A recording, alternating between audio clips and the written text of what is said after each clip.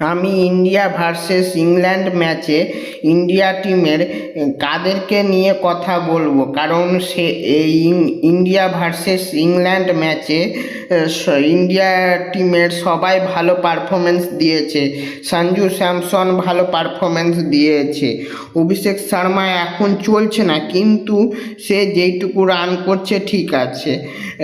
আর ঈশান কিষানও ভালো খেলেছে, সূর্যা কুমার যাদবও ভালো খেলেছে, তিলক বর্মাও যা খেলা দেখিয়েছে একবার সেই লেভেলের, হার্দিক পান্ডিয়াও ভালো খেলেছে, আর শিবম দুবেও ভালো খেলেছে।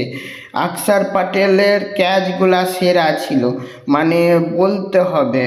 আর্শদীপও ভালো খেলেছে, মানে বরুণ চক্রবর্তীও ভালো খেলেছে, বুমরাও ভালো খেলেছে। আমাদের এই ম্যাচে সব কিছুই ভালো হয়েছে, ব্যাটিং, বলিং, ফিল্ডিং সব কিছুই। অক্ষর পটেল একবারে ফিল্ডিং সেরা লেভেলের করেছে, মানে বলার কথা নাই। আর সঞ্জু স্যামসন ব্যাটিং সেরা লেভেলের করেছে। আর বুমরা যে লাস্টের দিকে এসে খেলেছে, মানে বল করেছিল, সেটাতে যে 14 রান দিয়েছে 2 ওভারে, সেটা সেরা লেভেলের দিয়ে করেছে। বলতে গেলে ইন্ডিয়া টিমের সবাই এই ম্যাচে ভালো খেলেছে, কেউ খারাপ খেলেনি, সবাই ভালো খেলেছে।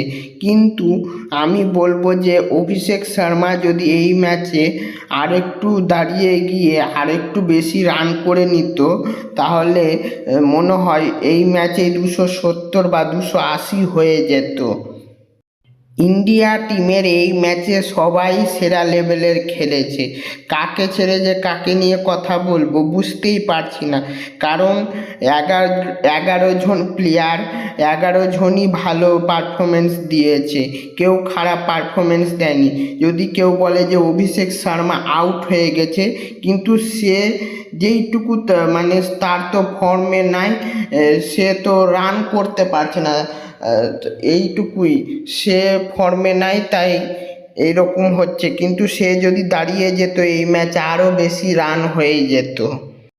অভিষেক শর্মা এই ম্যাচে যেইটুকু খেলে দিয়ে গেছে, আমি বলবো তার ফর্মের হিসাবে সে ভালো খেলেছে, কারণ সে আগে যেই লেভেলের খেলা দেখিয়েছে, সে যদি সেই ফর্মে আবার ফিরে আসে, তাহলে একবারে টিম ইন্ডিয়াকে কারো বাপের ক্ষমতা নাই যে হারিয়ে দিবে। টিম ইন্ডিয়ার সবাই ভালো খেলেছে, 11 জনে 11 জনই ভালো খেলেছে, তাই টিম ইন্ডিয়াকে